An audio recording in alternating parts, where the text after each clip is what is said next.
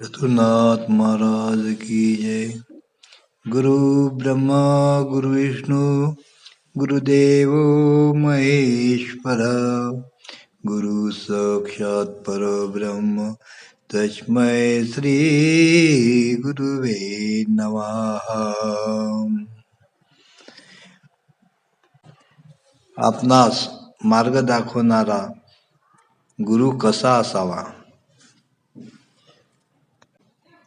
यावर एक दृष्टांत असत. कोणी एक स्वदेशी जावयास निघालेला गृहस्थ आपल्या रस्त्याने चालला होता. त्याला वाटेत एक नदी लागली. त्यातून पार जाण्याच्या हेतूने त्याने नदीच्या काठावर राहणाऱ्या लोकांस विचारले की मला नदीच्या पार जाता यावे, यास काय उपाय करावा. ते ऐकून शरीराने पुष्ट असून मजबूत व चालण्याच्या कामात अगदी पटाईत, पण बेटा डोळ्याने आंधळा असा एक त्याच्यापैकीच इसम पुढे येऊन त्या गृहस्थास म्हणाला की माझ्या खांद्यावर तुम्ही बसला तर मी तुम्हास नदीच्या पार नेईन. त्या आंधळ्याचे ते बोलणे ऐकून नदी पार जाणाऱ्या गृहस्थाच्या मनात असा विचार उत्पन्न झाला की हा बेटा आंधळा असल्यामुळे याला स्वतःला नदीचा पार तर बिलकुल दिसत नाही. असे आहे तर हा मला पार कसा घेऊन जाईल, म्हणजे नदीच्या पलीकडे मला कसा घेऊन जाईल. केवळ याच्यावर विश्वासावर जाणे हे मोठे धोक्याचे आहे असे त्यास वाटून त्याने त्या आंधळ्याचे म्हणणे कबूल केले नाही.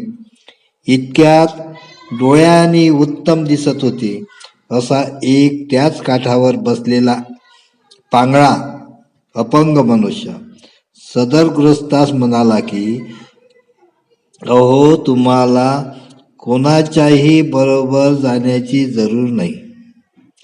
तुम्ही स्वतः मी सांगतो तसे जा म्हणजे झाले.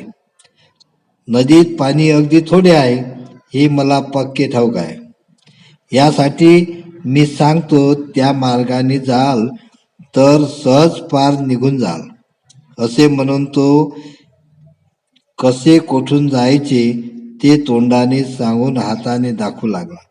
तो म्हणाला, या काठावरून खाली पाण्यात उतरून सुमारे 20-25 कदम सरळ चालत गेल्यावर उजवीकडे जरासे वळून चालू लागला म्हणजे कोणत्याही अडचणी वाचून पार जाल. हे त्या पांगळ्याचे बोलणे त्या पार जाण्याची इच्छा करणाऱ्या गृहस्थाने ऐकले, पण त्याच्याही बोलण्यावर त्याचा विश्वास बसेना. कारण तो आपल्याशीच विचार करून म्हणाला, या मनुष्याला स्वतःला पाय नाही, अर्थातच कोणत्याही दिवशी हा स्वतः नदीतून गेलेला नाही, त्यामुळे नदीत पाणी थोडे आहे की पुष्कळ हे याला ठाऊक नाही, हे उघडच आहे. अशा स्थितीत त्याच्या केवळ बोलण्यावर भरोसा धरून मी नदीत उतरून चालू लागलो आणि काही अंतरावर गेल्यावर पाणी जास्त खोल लागून माझी बुडण्याची वेळ आलीच तर मग हा पांगळा मला काय सहाय्य करणार, असे मनात आणून त्याने त्याचे बोलणे कबूल केले नाही. म्हणजेच यापासून निष्पन्न झाले ते असे की वस्तुतः तो पांगळा सांगतो आहे ते अगदी खरे आहे. शिवाय नदीत पाणी थोडे आहे ही खरे आहे, तरी पण ते सांगणारा स्वतः पांगळा असल्यामुळे त्याच्या बोलण्यावर त्याचा विश्वास बसला नाही, म्हणून तो गेलाही नाही. इतके होत आहे तोच त्या गृहस्थाच्या सुदैवाने नदीच्या काठावर तिसरा एक मनुष्य त्याला भेटला. त्याला डोळ्यांनी चांगले दिसत होते, पायाने चांगले चालता येत होते आणि तो नदीतून पोहून जाण्यास समर्थ होता. त्याने त्या पार जाणाऱ्या गृहस्थास म्हटले की बाबा मज बरोबर चल, मी तुला पार नेतो. तेव्हा त्या तिसऱ्या मनुष्याच्या बोलण्यावर त्याचा भरोसा तेव्हाच बसला आणि त्याच्या मदतीने तो नदी पार उतरून आपल्या गावी गेला. या दृष्टांताचा सिद्धांत असा आहे की ब्रह्मस्वरूपाची प्राप्ती व्हावी अशी इच्छा करणारा मनुष्य त्याला दृष्टांत स्वदेशी जावयाची इच्छा करणाऱ्या गृहस्थाच्या ठिकाणी व जन्म मरण रूप प्रवाह आहेत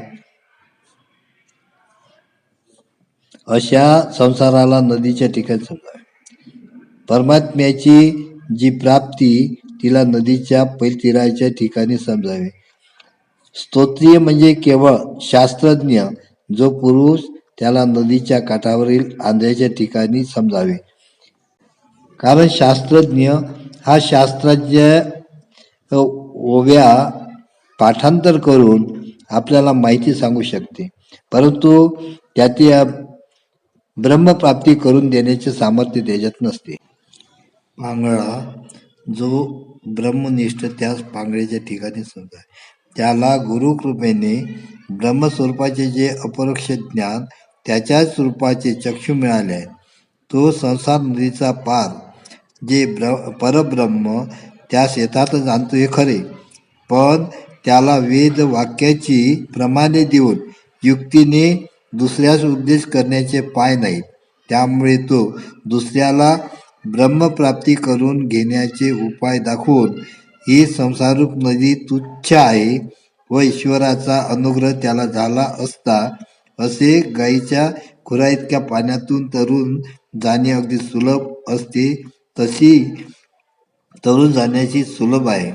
आणि परमेश्वर एक अद्वितीय अनंत असंग सक्रिय निर्विकार निराकार निर्गुण नित्य प्रत्येकात्मा देहत्रयाहून वेगळा अवस्थात्रय साक्षी पंचकोशातीत व्यापक द्रष्टा स्वयंज्योती सच्चिदानंद रूप असा आहे.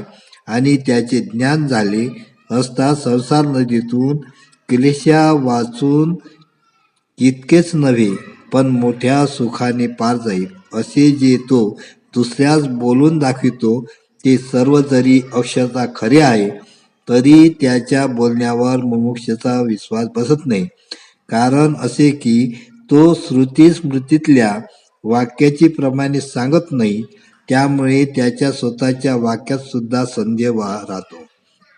यासाठी दृष्टांतात नदी पार जाणारा गृहस्थ ज्याप्रमाणे डोळस आणि पायाने चांगला असलेला पायी चालत जाणाऱ्या मनुष्याच्या साहाय्याने नदी तरुण पार गेला, त्याप्रमाणे स्तोत्रीय आणि ब्रह्मनिष्ठ अशा दोन विशेषणांनी युक्त अशाच सद्गुरूच्या साह्याने संसार नदीतून पार जाता येते, नाही तर नाही. यासाठी अशाच सद्गुरूला आपण शरण जावे की जो डोळस आहे, म्हणजेच त्याला सर्व शास्त्राचे ज्ञान आहे आणि त्यांनी ब्रह्मस्वरूप पाहिलेले आहे, स्वस्वरूपाची ओळख करून घेतलेली आहे. तोच आपण सद्गुरू निवडावा व त्यांना शरण जावे. सद्गुरुनाथ महाराज की जय.